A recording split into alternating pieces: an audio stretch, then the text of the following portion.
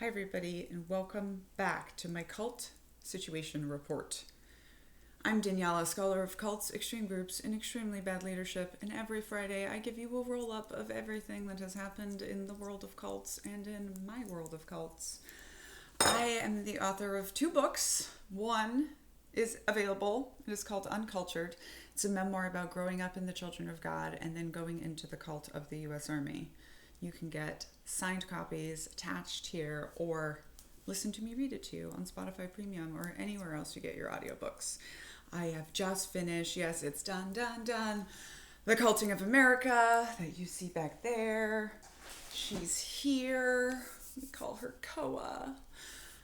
1.2 pounds, my book baby, with its 38-page bibliography that so many of you have literally watched me write for the last almost 3 years.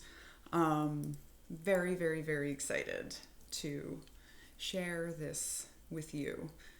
Pre-orders attached here. Today is the birthday of my late brother, Tom, who we lost to suicide. My brother was a cult survivor, was a military veteran, and I wrote about him a tiny bit, even in the next book, because unfortunately, this is one of the costs, exit costs, that we are always paying in the cult survivor community. I think it has a lot to do with the fact that we do not get to develop identities as children and teenagers, and we are constantly being required to mask and to perform and never getting to figure out who you truly are, in addition to all of the trauma. Life outside a cult can be very, very lonely because you don't fit into the world because that's how they made us. Meanwhile, we were raised in a commune cult to pretty much be allergic to loneliness because we never were. And my poor brother really, really struggled for a really long time. Also, he was a wonderful human being. He was 6 years younger than me. He was 30 years old. He was very, very funny. And he was a extremely good artist, cartoon style, like his father. Birthdays are hard. Then we have December 10th, which is his death day, and that day is actually usually much harder for me. It's usually a day where I take the whole day to be emo, as Knitting Cult Baby calls it, and actually just let my emotions be what they are that day, which is a lot of times anger in addition to grief, because some of us never really had a chance. And it continues to take us, being in a community of cult survivors and veterans. It's all the time.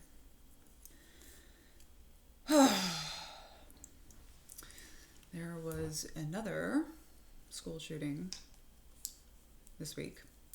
And in addition to a very recent shooting at the Naval Academy, which seems like that story is still developing. It seems like maybe it was a negligent discharge.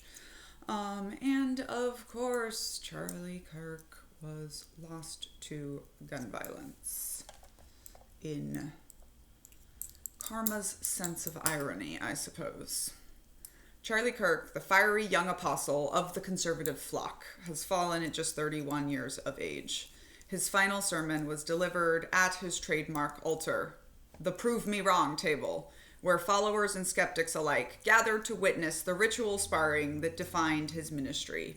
It was there, under a white canopy, like a revival tent, that chaos broke out and the leader of Turning Point USA was struck down. Almost immediately, tributes poured in from the movement's high priests. Donald Trump, his patron and prophet, declared Kirk great and even legendary, mourning the sudden extinguishing of one who carried the heart of the youth.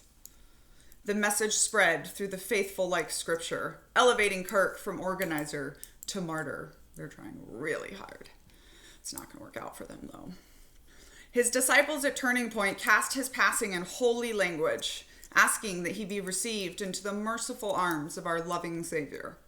For them, the founder, who once roamed campuses to test the faith of doubters, had now crossed over into eternal fellowship.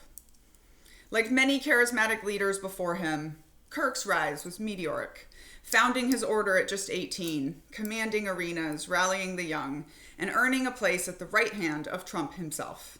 His radio show became a pulpit, his debates an initiation rite for the next generation. Now his movement is left to grapple with the loss of their shepherd, a man who fashioned himself a warrior prophet for America's future, and who, in death, may be canonized by his community as a martyr of the cause. They're really going to try. Yes, and it has been super interesting to watch the response to Kirk's death online. It is no surprise to me, and I'm sure many of you are also unsurprised, that his death immediately became another culture wars battlefield. And by the way, if you are the person that emailed my team to demand that I make a video about this, shame. I really, truly want you to feel badly about this, because I was in a car accident with my child at that very moment, and you do not own me, and I do not owe you 24-hour responses to the news. Sit down. He's been lionized and publicly mourned by President Trump. More on that in a minute. While there are some folks on the left that say he deserved what he got. As a former soldier, I recognize the irony of me condemning violence, and I also recognize that full-throated, no-exception stances on nonviolence are often only available to people with privilege, and usually whiteness in the United States.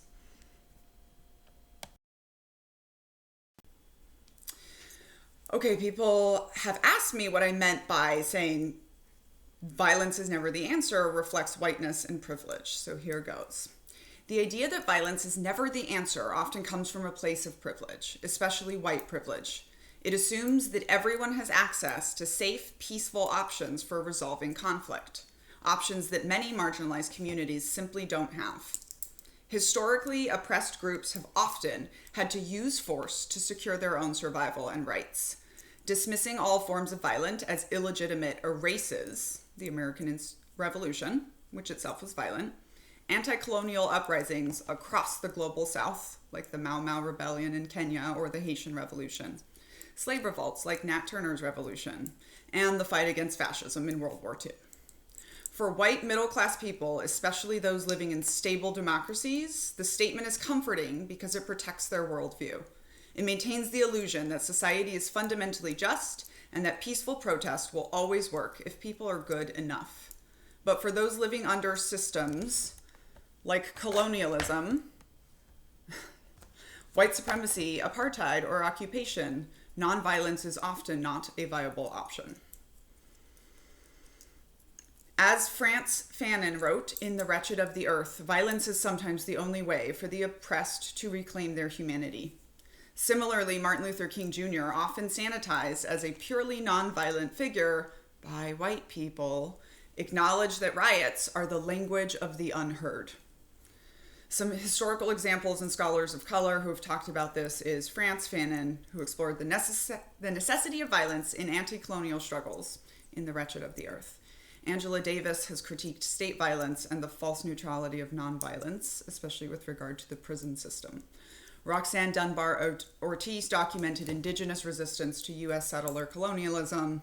Malcolm X argued for self-defense and pointed out the hypocrisy of a nation founded on violence, condemning the oppressed for using violence. And Audre Lorde highlighted how silence in the face of oppression serves the oppressor. For me, this, ties into Afghanistan and how many of us were taught to believe that we were bringing peace through military violence. And that was normalized and propagandized to us. I obviously feel quite hypocritical about saying something like violence is never the answer. So basically this statement is just almost always about who gets to define what violence is the answer and what violence is not acceptable. And it's usually the people in power, obviously, defining what is acceptable violence.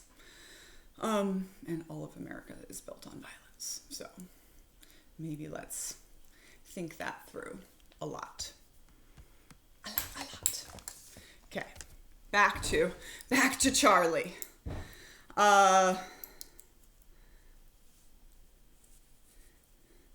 Also, violence is scary, right? Meeting with my talent manager, and she brought up that she has been targeted for extremist violence, for having different opinions, and for having Jewish heritage, and a number of different things, right, that are weaponized and used against her, and it's very scary. It's scary for all of us who are public people who now have to wonder if this kind of stuff is going to happen, and it's literally scary for all Americans who live in a country obsessed with guns and violence.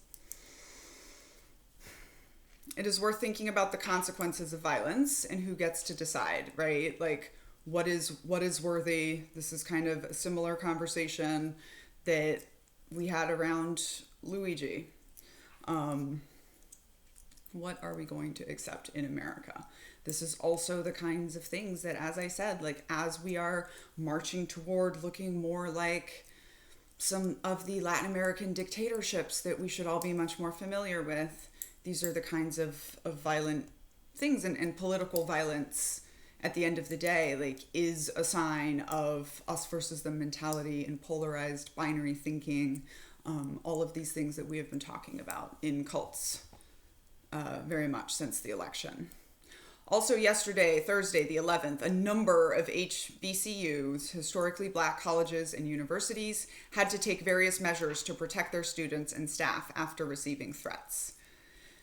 It's a developing story. There's one perpetrator identified, but whether that person was motivated by the death of Charlie Kirk or they had been planning it for a long time, this is the kind of hateful, terroristic behavior that stems from extremist thinking and perpetuates cycles of violence. We wish everyone at these schools well and believe all students deserve to learn in peace. And also acknowledging that unfortunately that hasn't really been the situation in America for decades. Donald Trump says he will award Charlie Kirk the Presidential Medal of Freedom. I think the most important thing to know about the Trump Presidential Medal of Freedom is that Dolly Parton has turned it down twice. In the wake of Charlie Kirk's dramatic, what they want to be martyrdom, at his campus pulpit in Utah, President Donald Trump has elevated him to the ranks of the elect, announcing that Kirk will receive the Presidential Medal of Freedom from beyond the veil. Speaking at the Pentagon on 9/11, Trump appointed Kirk's legacy as that of a giant of his generation, whose spirit will continue to stir the hearts of the faithful. Kirk's violent end, struck down while leading his flock at a Turning Point USA gathering, has only solidified his image as a fallen prophet. Law enforcers still hunt the shadowy young assassin, although I believe he has turned himself in as of this morning. And I don't really believe most of the stuff about what was left behind. We're going to see a lot more of this story develop. Usually the Presidential Medal of Freedom means a lot. In Trump's hands, it has come to mean not that much. Also, people are like, see, he's a martyr. He's giving him the Medal of Freedom. Like, nobody talks about Rush Limbaugh anymore either. Just like a generational nickname, you don't get to just choose who becomes a martyr. A martyr, like when we're talking about, martyr that matters, right? Technically, the definition of martyr is someone who is, killed for their beliefs. But like when a martyr takes hold of a culture, it's like a generational nickname. You don't just get to choose. Mr. Knitting Cult Lady keeps trying to make Xenial happen. Like, leave it. Xenial is not going to happen. You're elder millennials. Sit down. They don't just get to choose who becomes a martyr, right? A martyr is someone that is used by a movement to activate individuals, to go to war, to be deployable on behalf of the cult, etc. Right? And people just keep bringing up, like, he's going to be Horst Wessel, he's doing the Hitler playbook. Yeah, He's doing a playbook from 100 years ago without updating it or acknowledging that that country was smaller than Texas, and this is a completely different world. We are living through an all-American march toward fascism, and they're not winning. They're doing very poorly. Okay. Trump wants to make America pray again by buying his Bibles. Step right up, faithful followers. President Donald Trump is back again with a divine plan straight from the heavenly boardroom. Make America pray again. Yes, the nation that brought you fast food and reality TV is now being called to dedicate 1 glorious hour a week to worship, preferably in groups of 10 or more, because apparently prayer works the best in crowds. Or maybe it's just more fun to watch everyone line up. The holy headquarters, the White House Faith Office, led by the ever-controversial pastor Paula White, because every cult needs a charismatic second in command, and often we call her the skinny white woman. And for your spiritual shopping needs, behold the $99.99 Presidential Edition Bible. Yikes! Perfect for your coffee table, bedside altar, or emergency bless this deal ritual. That's an expensive book. Speaking of the skinny white woman, I love this so much because the first chapter of Culting of America is about the charismatic leader. But then, like a secret double album drop, we have chapter 1, part 2, the skinny white woman. So we've written all about this. Can't wait for you all to hear it / read it / whatever you like. Trump assures us he was miraculously spared by God from an assassination attempt, proving his destiny to restore the republic to greatness, and also to remind everyone that prayer is non-negotiable. Critics, of course, are mumbling about separation of church and state, but loyal MAGA disciples know better. It's just God's plan, maybe a little business savvy. And remember, the woke agenda in schools is like a weed, always creeping back. But fear not, devoted followers. Your fearless leader is armed with guidelines to protect prayer in classrooms and a prayerful gaze to spot those pesky anti-Christian infiltrators. So grab your Bibles, line up your prayer circles, and remember, in this cult or campaign, faith is mandatory, merchandise is optional, but enthusiasm is highly encouraged. We'll be digging into this further in upcoming weeks because obviously Christian nationalism is a huge influence in America right now, and it is worthy of a deeper dive. Poland, Nepal, and Venezuela. Here's what I have to say about that. Politics, especially when it comes to international violence, in my opinion, is very much like a bunch of bullies on the playground. And the US generally gets to do whatever we like because we are the biggest things out there. Obviously, what happened with the boat, based on what we can see and know as the public, seems very much like an international war crime. But will the United States actually be called on it? Who knows? About Poland and about Nepal, right? So the Nepalese youth just overthrew their prime minister. Republican dog doesn't want me to tell you about it. And by the way, 19 of them died. And the same people saying, why can't we do what they did in Nepal in America, are the same people saying violence is never the answer, right? Poland, Russia had an incursion into Poland. And let's please note that drones are not the unbeatable things that you all try to act like they are. Signed, your former brigade drone manager on a combat deployment. Okay, so Poland invoked Article 4, which is a meeting. And what I have to say about Europe and what I have to say about America are basically the same. I don't think comfortable white people are uncomfortable enough to go to war.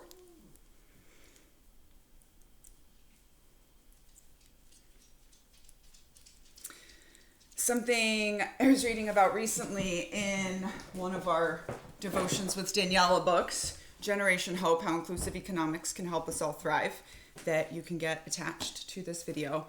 And he's talking about how we are in the process right now of moving from a unipolar world with America and its allies at the top, unquestionably, to a bipolar world with China and its allies being big players in the game. And I think that is something important to keep in mind. Not only are we as a country going through huge times of social turmoil and systemic change, which is why we see cults pop up, but the entire world is fighting right-wing populism in a lot of ways. And the entire world is in a time of social turmoil and huge shift and upsettings of systems and the way that our world has been working for a long time.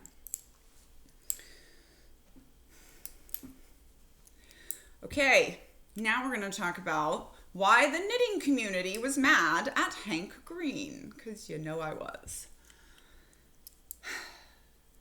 Hank Green made a video on his SciShow, his video channel, where he talks about science, I believe. I'm not a huge Hank Green fan. Mr. Knitting Cold Lady is. He made a video talking about knitting. Talked about how physicists are beginning to model knitted fabrics to predict how stitches will behave, how things tension and how things stretch. He framed knitting as historically being based on trial and error and intuition rather than being grounded in serious science. And some of the visuals were just like were incorrect or way too simplified. And he just used things that were wrong. Okay, so why the knitting community was mad. Minimization of skill, craft, and history. Many knitters feel the video dismisses centuries of accumulated technical knowledge and innovation in knitting. To them, trial and error and intuition is underselling what knitting often is. Precise, mathematically rich, technically demanding. Angela, Parkrose Permaculture, made a very good 10-minute takedown of his video, asking him to be called in and just understand what happened here. There was inaccuracies and sloppy details, mistakes in terminology, visuals, historical references, confusing knot binding with knitting, for example, gave the impression that his production did not do their homework or consult experts from the knitting community or even just anybody who knits. There was very much a perceived condescension and tone, and I'm just going to say straight up misogyny here. Just framing it as this uncool, boring thing until science comes along and steps in, as though the craft is only meaningful or real when validated by physicists, as though science itself is not based on knitting, not the other way around, right? Also the use of language like people who knit, he said the other one, but I don't like that word, haven't understood why knit fabric behaves the way it behaves. He's mansplaining knitting, and I guarantee you, he does not knit. Please don't. Gender, historical, and cultural undertones. Knitting has historically been devalued because it's coded as women's work, which in many societies results in its contributions being overlooked or dismissed. Critics say the video plays into that devaluation by treating knitting as something more speculative or less rigorous. Simplification versus accessibility tension. SciShow often aims to make science accessible to a general audience, but in doing so, simplifications for clarity, time, audience can risk omitting crucial nuance. The knitting community is upset because they think some of these simplifications were harmful. But here's the thing. All we were asking for was do better. It's completely understandable that if you are a cisgendered straight white man in America and you haven't spent time investigating your subconscious stereotypes about knitting, then you're going to bring some misogyny into the explanation of it. And all we were asking was acknowledge acknowledge what happened, be called in, and let yourself do better. And he did.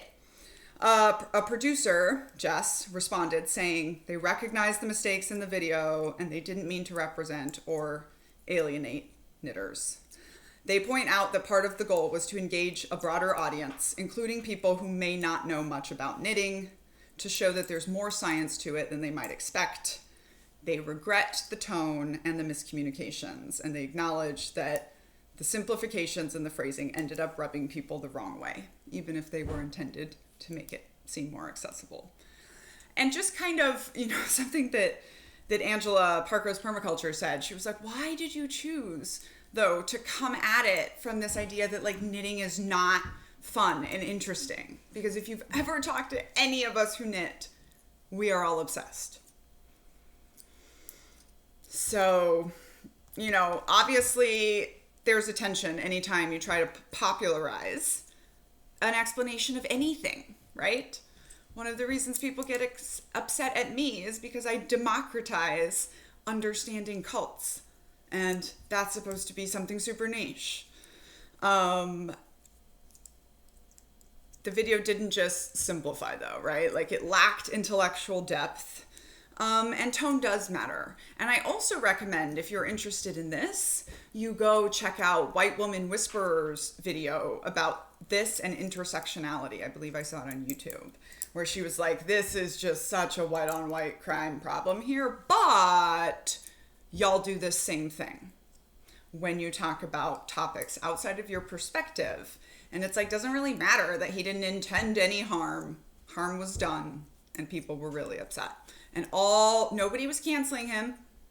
All we were asking him was like, do better. And I think everybody is fine with his answer there. All right. For September 11th, which was yesterday, I got very little focus because of old Charlie. Just want to acknowledge, right, that happened, and also that the U.S.'s response was sanctioned violence to that as well, of course. If you have read Uncultured, signed copies attached here, you know that 9/11 was a big crack in the brainwashing for me as a teenager in a cult that said America was evil and this was God's promised judgment. And it was a huge transformation for everyone, right? The world was literally never the same again. So let's just understand that anniversaries can be hard and triggering, especially for the folks who were actually truly affected by this, and for many of the folks that had to go to war in response to this. So yeah, we wish you peace right now. We have Advanced Book Club coming up next week. That is going to be our final discussion of The Sociopath Next Door. We just had a super amazing book club discussion for our memoir week with A Well-Trained Wife by Tia Levings. We still have signed copies, hard copies from her, attached here that come with stickers. It was really, really wonderful. She came and talked all about, the patriarchy and all of this stuff that's going on, like super relevant in the era of Epstein. We are going to have our last meeting next week, and then we are going to take the month of October off, acknowledging that Daniela is a human. We are moving to 20 meetings a year instead of 24 meetings a year. And then we are going to start back up in November with The Other Boleyn Girl and a list that I will be sending out. Certainly, Culting of America will be one of the theory books that we read. Also, if you are in book club, you are going to get the digital advanced reader copy of Culting of America very, very soon. If you are interested in being in Cult Book Club, that is a Patreon subscription. That is either in the bio, if you're watching me on TikTok, or in the links that I have here. It's a $10 subscription. We meet twice a month at 6:30 EST, the second Wednesday and the third Wednesday. And one week we discuss like a memoir or fiction. I'm going to add more fiction this time. And then we do one cult theory book every quarter. So we will be getting that list out soon. Podcasts, I have 2. We had a really interesting conversation on cults and the culting of America with a survivor of the troubled teen industry and her husband, who is a therapist who diagnoses veterans for PTSD with the VA. Go check that out. The discussion was very top notch. They were in a car for part of it, so it's a little rough, but hang with us. We also have a podcast called Hey White Women with White Woman Whisperer, who does have a featured essay in the book as well. And we were talking about the Purity Prison in this week's episode. We have almost reached our goal in the GoFundMe, which was $7,000. Thank you all so much. A lot of that is going toward the audiobook production and some events that we're having, book launch parties. If you would like to be a part of, helping invest in this book becoming real, there is a link in the bio. Thank you so much. Those of you who have been involved with that. I will be recording the audiobook in October. You'll see me live on the internet a lot, reading parts of it, because I will also be recording one chapter at a time for my little video books and putting them on the Patreon for any subscribers. If you are interested in getting a sneak peek, check it out there. Also, for those who do pre-order the book, we are going to be sending out the digital and the audio copies probably in November. The book itself comes out January 20th. We'll be having a College Park, Maryland book party that day. If you are in the DC, DMV area and would like to come, there are details that you can sign up for linked here as well.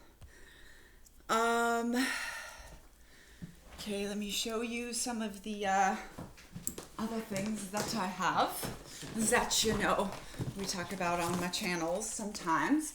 These are my rainbow girls. We finally had the prints made. So she's called Stolen Potential. She's called Who Am I? She is called Whoever the F I Want. I might be doing this for a virtual paint and sip sometime soon. And she is called Healed. And we can get those. We have stickers due to popular demand. Have a Day and Cults Always Promise Space Travel being the most popular ones. Maybe I'll find the other ones.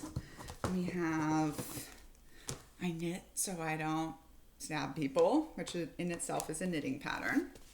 And My Body is Sacred, a children's book that I call for us first generation parents that maybe didn't have any models that we wanted to emulate. We have this lovely artwork that goes with it, which is called All Vulvas Are Beautiful.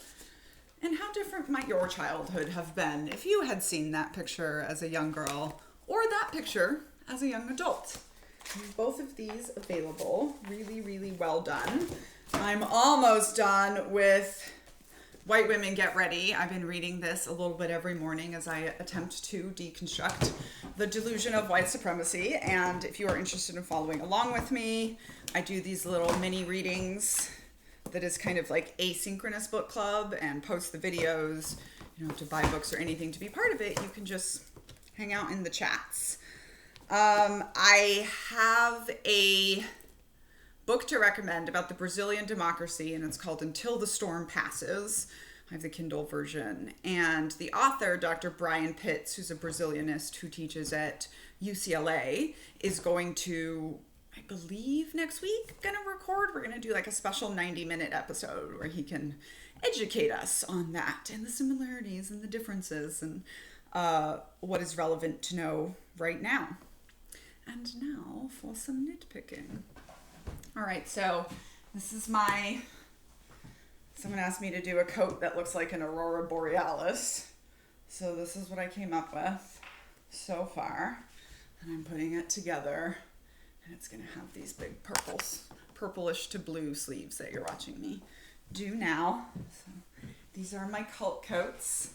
I have this one actually in the shop that was my knitting cult babies. It's about for a 6 to 10 year old. And, she doesn't wear things that I make. A prophet is never appreciated in their own home. What can I say?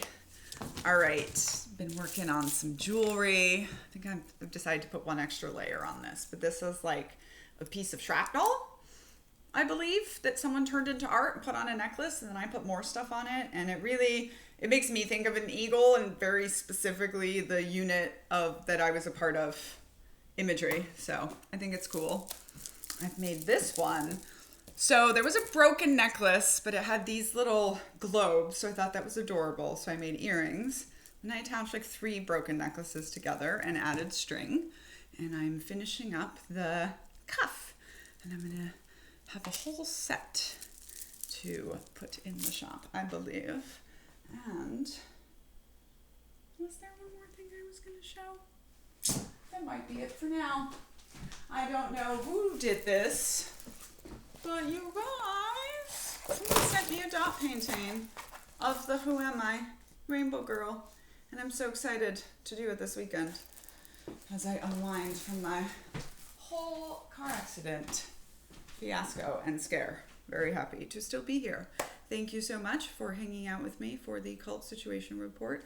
I am Daniela Mestenek-Young, scholar of cults, extreme groups, and extremely bad leadership. Have a day. Stickers in the shop.